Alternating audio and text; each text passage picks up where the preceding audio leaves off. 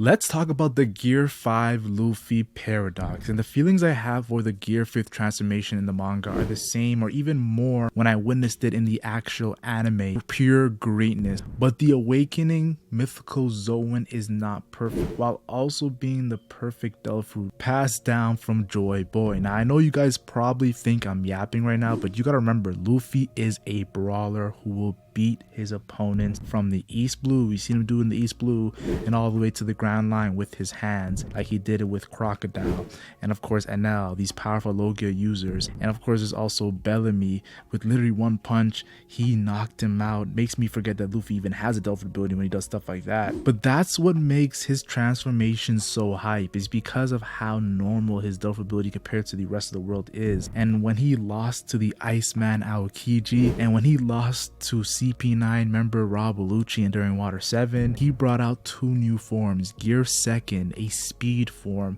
that he showcased against Blue Note, and Gear 3rd, of course, the strength of a giant for just power.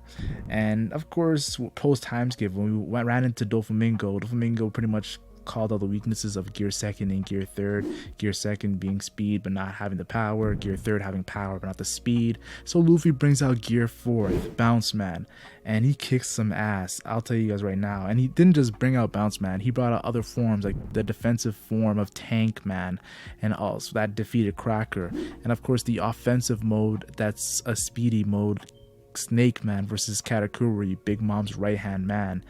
But I gotta admit to you guys, the Nika power is not like anything we have seen from Luffy, and I'll explain why this power is so controversial, and you have to stick to the end of this video because I will drop a truth bomb on Gear 5th. If you want to explain Luffy's power, the Gorosei did it best in that first ever introduction to Gear 5th. It is important to believe the Gorosei's words because they have probably seen Gear 5th during the Void Century, though I'm assuming there's a lot of theories and pretty much a lot of evidence that the Gorosei are from the Void Century, but that's a video for a whole nother day.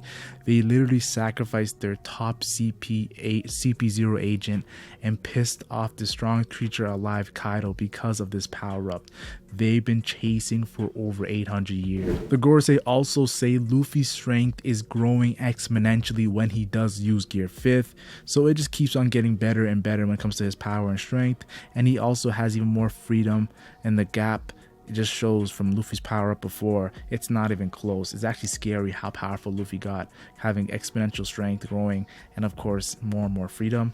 Case in point, the first time we see Gear 5th, he's slamming Kaido's huge ass dragon form back and forth, and he doesn't stop. He just lays down the hammer while also turning the ground into rubber and deflecting the blast breath back to Kaido. Yeah, that's freedom if I ever seen one. The Gorosei weren't kidding. What a ridiculous power. The biggest shock to me, what's also a shock to Kaido, is that Gear 5th was able to turn his body into rubber, and Luffy was like doing some crazy things with that ability.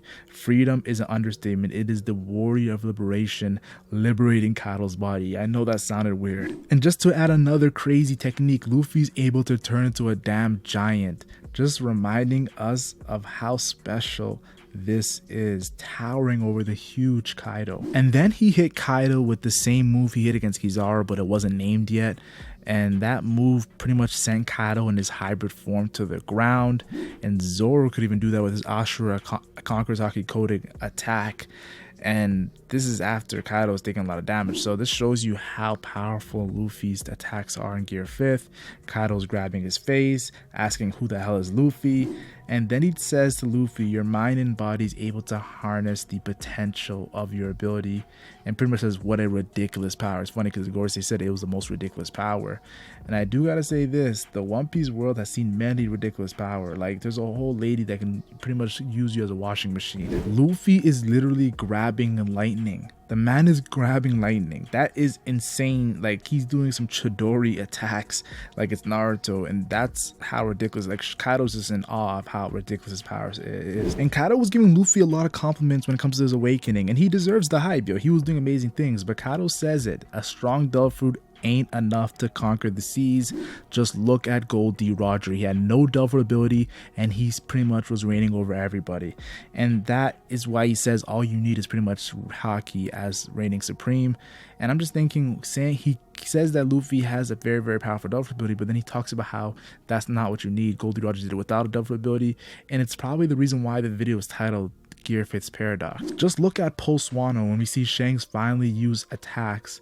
He pretty much one taps Eustace Captain Kidd and his Vice Captain Killer by himself with no double ability, just using extreme observation haki future sight, extreme armor haki coding, and extreme advanced conquest haki coding.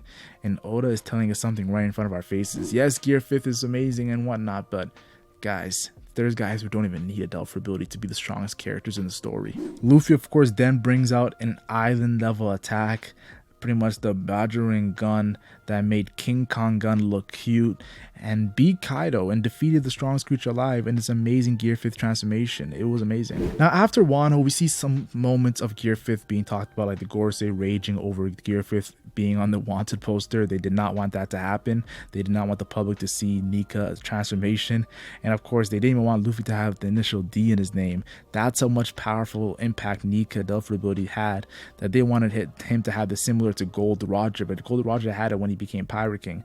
He was going to be called Monkey D Luffy, like adding the D to the monkey. I don't get it. And even Shanks, when he sees Luffy's bounded poster with Nika on it, he's reminiscing of how he actually stole that double ability from CP9.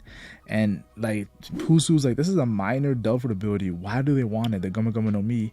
And no, Shanks knew something that we did not know, and that's a video that I have coming out tomorrow. It's this crazy Shanks theory, guys. And Egghead Island is some of the greatest Gear 5 revelations we've seen, like Vegapunk pretty much fanboying over the White Warrior revealing itself, Luffy going into his new Gear 5 form against Rob Lucci. Vegapunk then tells the crew that Luffy is the warrior of liberation. He gives them the inside scoop, whose antics could bring a smile to anyone's lips, the sun god Nika, and how it's been wiped from history, and as long as people desire persist, such a thing will never cease to exist. That's a bar. And here we see Luffy do some cool things as well against Rob Lucci, like punching the ground as like a mole, and it hits Lucci.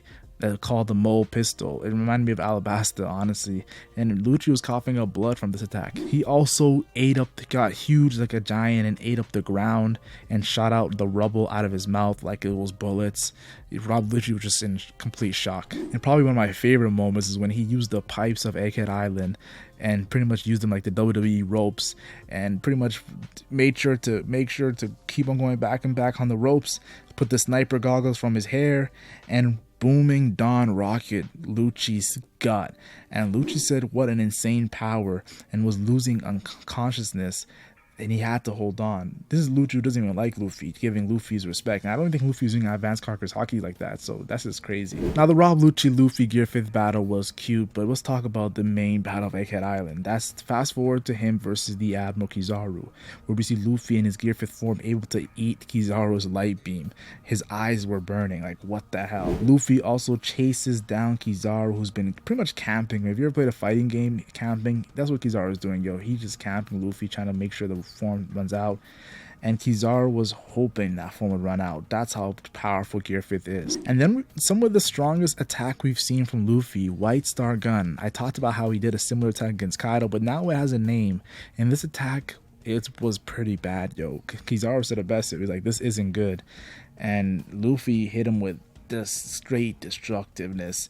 And then now after that, Luffy says, now I'm really at my limit, and Saturn sees Gear 5 Luffy and says Nika in his head. We literally see right after Saturn is shocked that Kizaru was taking so long to execute what he had to do, and Kizaru says, yeah, my bad, I need a second, I can't move. That's how powerful the White Star Gun attack from Luffy was.